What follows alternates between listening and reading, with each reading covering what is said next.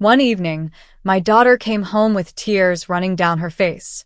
She had just come back from a Christmas gathering at her grandparents' house, where she had been invited earlier that week. It was clear that something had upset her deeply. Without saying a word, she handed me a small, neatly wrapped gift. "Mom, look at this," she said in a shaky voice. "Why do I have to go through this?" I could see the pain in her eyes, and my heart ached for her. Gently, I unwrapped the package, trying to understand what had hurt her so much. To my shock, the gift inside was completely wrong for a child. Alarmed and very worried, I knew I had to take action. Without wasting time, I decided to report it to the police. That one decision set off a chain of events that exposed the person responsible. The situation led to serious consequences for them and caused huge problems within the family. It created a lot of drama and tension, straining relationships. But in the end, justice was served. At 44 years old, my life was already quite different from most people's. I had a younger husband and we both worked at the same company. In fact, that's where we met, when I was 35 and had just started a new career. My previous job had ended badly after my old boss made a cruel remark about my age, making me feel like I wasn't good enough. Thankfully, my new workplace was different. They valued hard work and skills instead of things like age or gender. My husband, who was my supervisor back then, supported me and helped me believe in myself. We fell in love quickly and got married soon after. Now, we have a wonderful daughter in 5th grade. She is kind-hearted, loves reading, and always tries to make friends with everyone. Even though I got along well with most of my husband's family, things were never easy with his sister. She never liked that I was older than her brother and often made fun of how fast we got married. She would make comments about my age and how I looked over time, always finding ways to criticize me. During my pregnancy, my sister-in-law was especially cruel to me. Her words were hurtful, but I tried my best to stay calm and not let them affect me. I knew it was better for my own peace of mind. Surprisingly, her attitude changed after she had a quick wedding of her own and moved far away. With her gone, I could finally enjoy the peaceful joy of getting ready to welcome my daughter into the world. Giving birth to our daughter was not easy. It was a tough and exhausting experience, but at the same time, it was one of the happiest moments of our lives. My husband was by my side the whole time, offering words of love and support. His encouragement gave me the strength to face every challenge. I will never forget the moment our baby let out her first cry. My husband held my hand, tears in his eyes, and whispered how proud and thankful he was. It was a moment of pure happiness. But just 6 months after our daughter was born, my sister-in-law had a baby boy. Soon, she started visiting us again, even though it took her an hour to get to our home. It didn't take long to realize why she was coming so often. Her visits had a purpose. She kept making negative comments, comparing my daughter to her son. She even said my age could be seen in my daughter's face, pointing out imaginary wrinkles while praising her own baby's smooth skin. Her words hurt, but I tried to focus on my baby and the joys of motherhood. What confused me most was her behavior. She never brought anything for the babies, no diapers, no toys, nothing. Instead, she would leave with things from our home, like baby formula and diapers, saying she didn't want to run out. It felt like she was visiting more to criticize me and take things for herself than to spend time with family. Thankfully, her visit stopped when her husband got a new job and they moved to another state. Life became much calmer, and our daughter soon started elementary school. She quickly made new friends, and to my surprise, her cousin, the same boy my sister-in-law always compared her to, was enrolled at the same school. Even though there was tension between the adults in the family, the 3 children became close friends and shared a warm, happy bond. My daughter has always been kind and caring, often looking after her younger cousin. By the time they reached 3rd grade, they were in the same class. Her teachers often praised her for her kindness and hard work. That summer, she completed a reading project that earned her special recognition from the school. Her review of the book was so well written that it was published in the local newspaper. This was a big achievement, and she received a lot of praise for it. During a family visit to my in-laws' house, Everyone started talking about her success. Relatives gathered to congratulate her, and I could see how proud they were. But my sister-in-law didn't seem happy at all. In fact, she looked annoyed. She complained that it wasn't fair that her son wasn't getting the same attention. She even claimed that the book my daughter read was actually meant for her son. The truth was, the kids had exchanged books over the summer and had chosen together which ones to use for their projects. My daughter's success wasn't about competing with anyone. It was about her love for learning and the effort she put in. But my sister-in-law's reaction made it clear that she didn't like the attention being on someone other than her son. Despite moments like these, I have learned to focus on the good things. Watching my daughter grow into a smart, kind, and strong young girl has been the greatest joy of my life. Through all the challenges, my husband's love and support have kept me strong. Family relationships can be complicated, but at the heart of everything, our daughter continues to show us the importance of kindness, strength, and facing life with an open heart. This situation also showed the big difference between how the children behaved and how the adults reacted. My nephew had actually liked the book my daughter picked for her project, and since she is generous, she let him have it first. This small but thoughtful act showed how well they supported and shared with each other, despite the tension between the adults. When I shared my daughter's success, my sister-in-law made a shocking accusation. She claimed that I was the one who wrote the award-winning reflection for my daughter. She must have remembered that I used to write novels in college, a fact she likely heard from my husband. But that wasn't even the worst part. Behind my back, she started spreading nasty rumors at my daughter's school. She told people that I had used personal connections with the judges to give my daughter an unfair advantage. These false accusations deeply hurt my daughter. She became so discouraged by the gossip and lies that she lost all interest in her favorite hobby, reading. Watching her lose something she once loved was heartbreaking for me. Not only was my daughter the victim of cruel rumors, but I was also being unfairly targeted.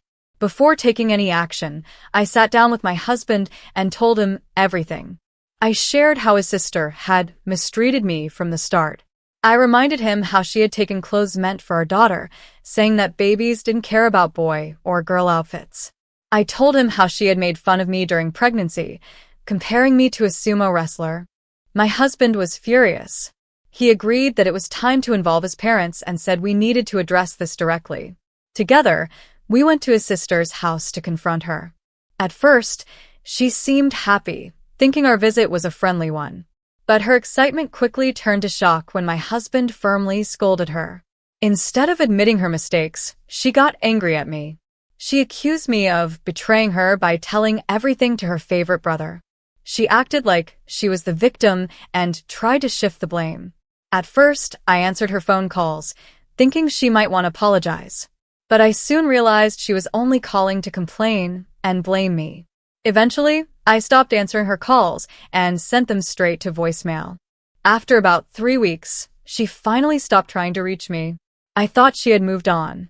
But later, I found out that wasn't true.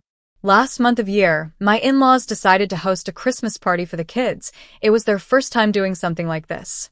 The timing seemed odd to me, but my daughter was thrilled about the invitation.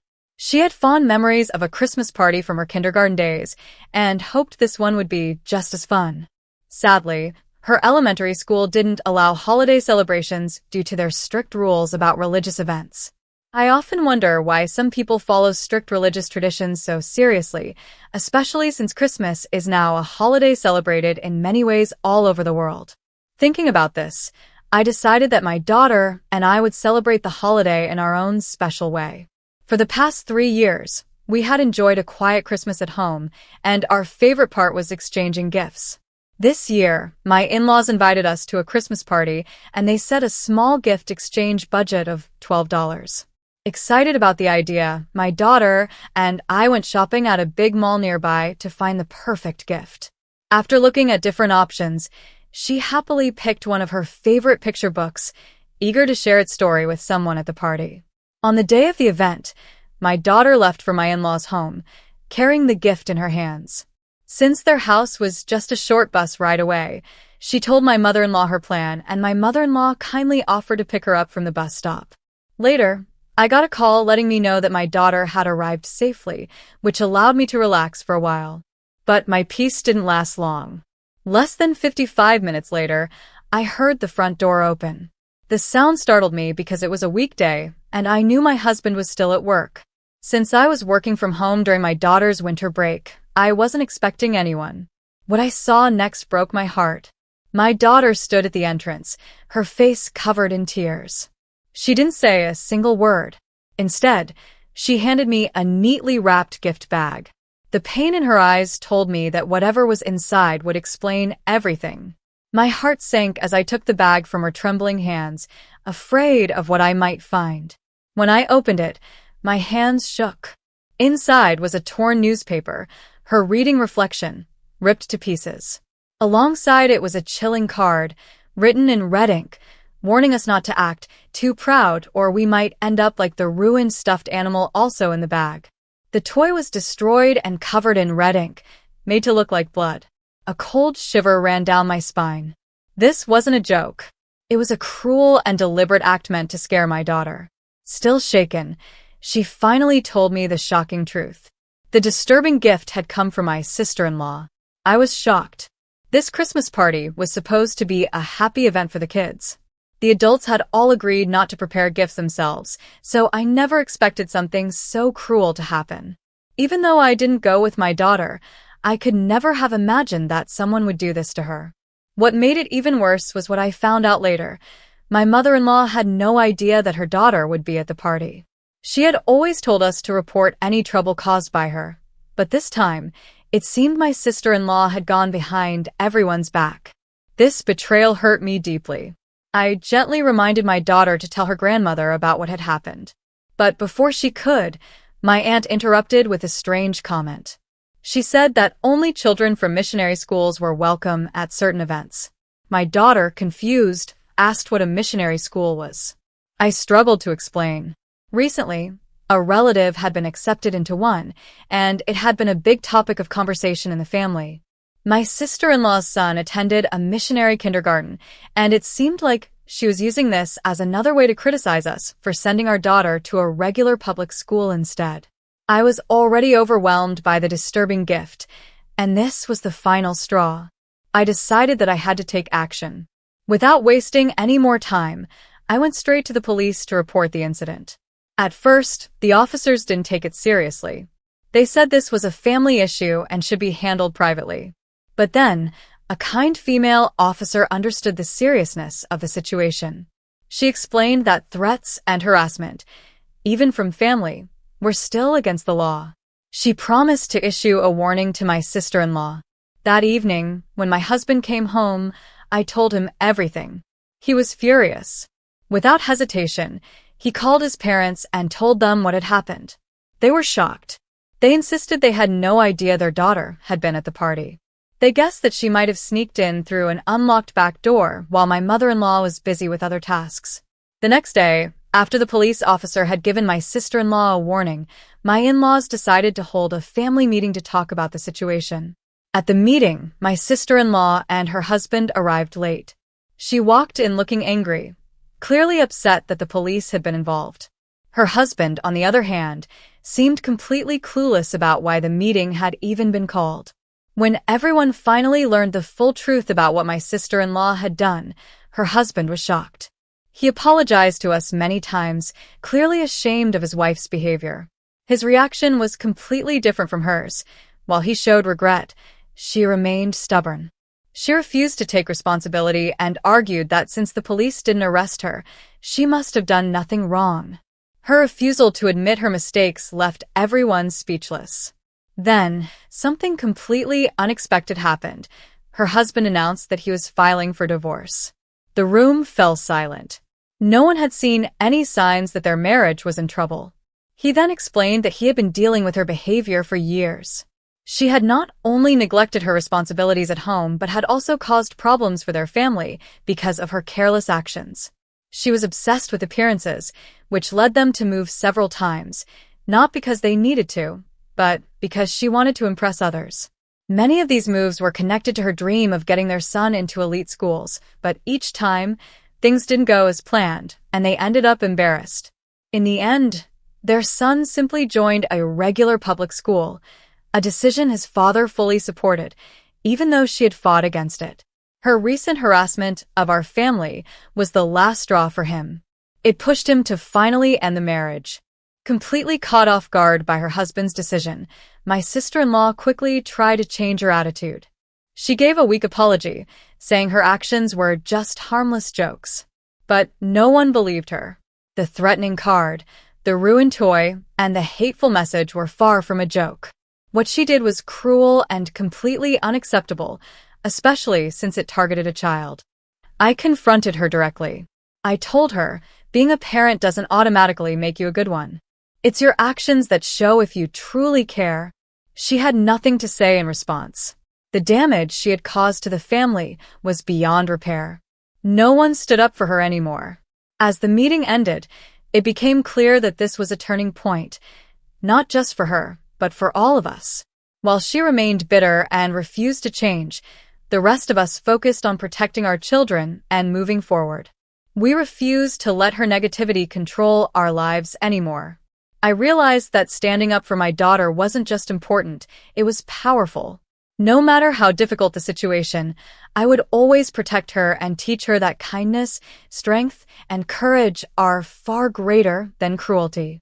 I looked my sister-in-law in the eye and told her that her behavior was completely unacceptable. She had crossed a line, and this wasn't something that could just be ignored. My husband, clearly frustrated, spoke firmly to her. "Crying won't fix anything," he said. "You're old enough to take responsibility for what you've done. Don't expect your tears to make people feel sorry for you." But she kept crying, insisting she had done nothing wrong. Then she turned things around and started blaming me. She claimed that the family was only upset because I had married her brother, saying the real problem wasn't her actions, but the fact that I was older than him. Her refusal to see the seriousness of what she had done left us speechless. My husband, in particular, seemed deeply hurt by her unwillingness to take responsibility. The tension in the room was heavy. It was clear that nothing would be resolved, and the conversation ended abruptly. Her husband, looking embarrassed, quietly took her home. Even though she refused to admit her mistakes, the divorce process continued. She made it as difficult as possible, refusing to cooperate. But in the end, something unexpected pushed things forward.